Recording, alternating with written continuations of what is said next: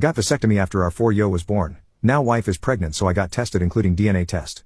And the results made me ill. Finding out the truth about my wife. Original post. We spent 2 years together in college and got married the fall after we graduated. Spent 2 years exploring our relationship and finally got settled down and was ready to raise a family. She got off birth control and her libido took off, but it took 3 years for us to get pregnant, but we got a beautiful girl finally after a couple of months. My wife got back on birth control and had a hard time with it. Her doctor switched her meds several times, but she had bad side effects with each one. We talked about it and were unsure if we wanted another child, and since it was easier for me to get a vasectomy reversed later if we decided to have more children, I had the operation. That was 3 years ago, and after coming off birth control, my wife has felt better and intimacy has been worry-free since we can no longer get pregnant. We actually have it more now than when we were in college. Then 3 weeks ago, my wife was late for her period, which isn't that unusual for her. Then I noticed her breasts were a little tender, and she started what seemed like signs of morning sickness.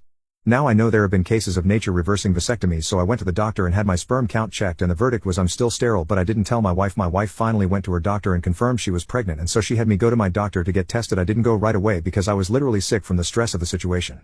I had all sorts of sick scenarios going through my head.